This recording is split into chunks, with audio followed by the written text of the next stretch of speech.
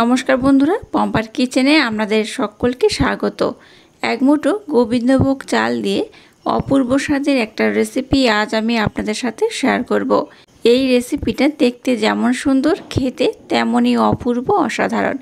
একবার খেলে দেখবেন বারবার বানাবেন। তাহলে চলুন দেরি না করে আজকের এই অপূর্ব স্বাদের রেসিপিটা দেখে নেওয়া যাক।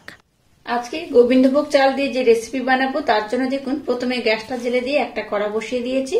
কড়ার মধ্যে সামান্য একটু আমি নরমাল জল দিয়ে দেব। এবার এখানে দিয়ে দেবো ঘন করে জাল দিয়ে রাখা দুধ।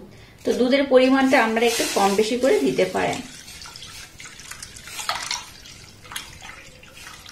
গ্যাসের ফ্লেমটাকে একদম লো দিয়ে প্রথমে দুধটাকে একটু হালকা আমি গরম করে নেব। এবার এখানে মিল্ক পাউডার দিয়ে দেবো 1 কাপ।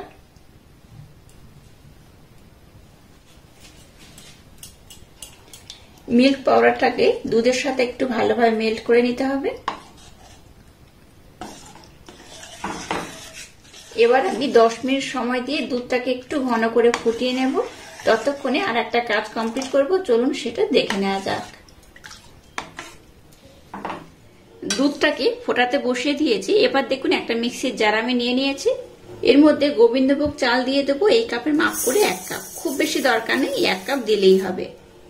দিয়ে দেবো 8টা থেকে 10টা কাজু বাদাম, 8টা থেকে 10টা দিয়ে দেবো আমন্ড, গোটা এলাচ এখানে আমি 2টো দিয়ে দেব। এবার এই সমস্ত উপকরণ একটু ভালোভাবে আমি ব্লেন্ড করে নেব। এবার দেখুন এটাকে আমি খুব সুন্দর করে ব্লেন্ড করে নিয়েছি। এবার এটাকে আমি এই পাত্রের মধ্যে ঢেলে নেব। এটাকে দেখুন আমি কিন্তু বেশ ভালোভাবে ব্লেন্ড করে নিয়েছি, দেখে বুঝতেই পারছেন। এইভাবে কিন্তু সুন্দর করে ব্লেন্ড করতে হবে। তবে যদি একটু দানা দানা অংশ থাকে তাতে করে কিন্তু কোনো রকম সমস্যা নেই। তো যাই হোক, এটাকে আমি এইরকম সুন্দর করে ব্লেন্ড করে নিয়েছি। দুধটাকে দেখুন আবার আমি একটু ঘন করে ফুটিয়ে নিয়েছি, দেখে বুঝতেই পারছেন বেশ ঘন করেই ফুটিয়ে নিয়েছি। এবার এখানে আমি বেশ কিছু উপকরণ অ্যাড করব। এবার এখানে দিয়ে দেবো কিছুটা কেশর। কেশরটা দিয়ে এটাকে একটু নাড়াচাড়া করে নেব। এবার গোবিন্দভোগ চাল আর কাজু বাদাম দিয়ে যেটাকে আমি ব্লেন্ড করেছি সেটা এখানে দিয়ে দেব। অল্প অল্প দেব আর এইভাবে কিন্তু নাড়তে থাকবো। গ্যাসের ফ্লেমটাকে লো রেখে এটাকে আমি আবারও 5 থেকে 7 মিনিট সময় দিয়ে একটু হতে দেব। তারপর এখানে আমি আর একটা উপকরণ অ্যাড করব। পুজো স্পেশাল এই রেসিপিটা একবার হলেও আমার মতো ট্রাই করতে পারেন, অসাধারণ খেতে লাগে। একবার খেলে দেখবেন বারবার বানাতে ইচ্ছা হবে। সামনে দিওয়ালি, ভাইফোঁটা, তো আপনারা কিন্তু আপনাদের মনের মতো যে কোনো একদিন এইভাবে রেসিপিটা ট্রাই করতে পারেন। এটা তো দেখতে সুন্দর হয়, খেতেও অসাধারণ হয়। একবার খেলে আপনাদের বারবার বানাতে ইচ্ছা করবে। যাই হোক, এটাকে আমি আবারও 5 থেকে 7 মিনিট বা 10 মিনিট সময় দিয়ে একটু ভালোভাবে ফুটিয়ে নেব। গ্যাসের ফ্লেমটাকে অবশ্যই লো রাখবেন, নতবা কিন্তু তলাতে লেগে যেতে পারে।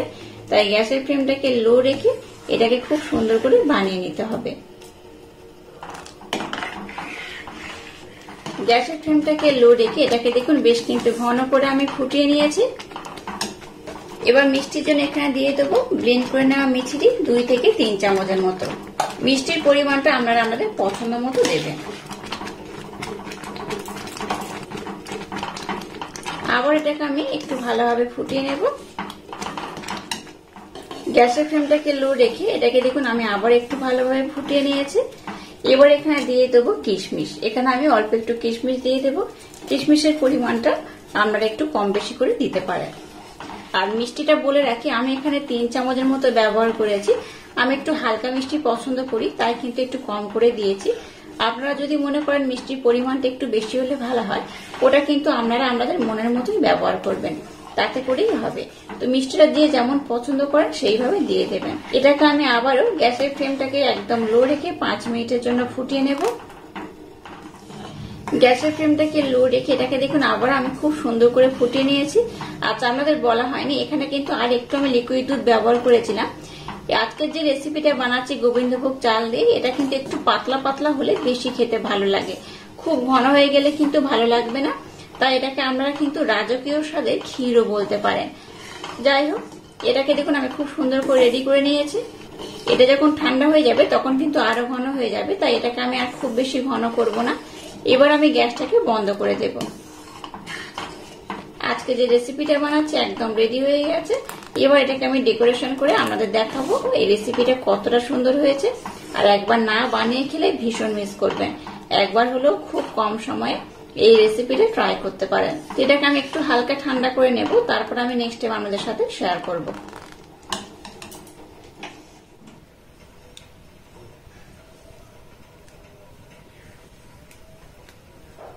দেখুন এটাকে আমি একটা পাত্রের মধ্যে সার্ভ করে নিয়েছি।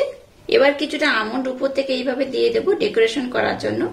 আপনারা আপনাদের মনের মতো করে এটাকে ডেকোরেশন করতে পারেন।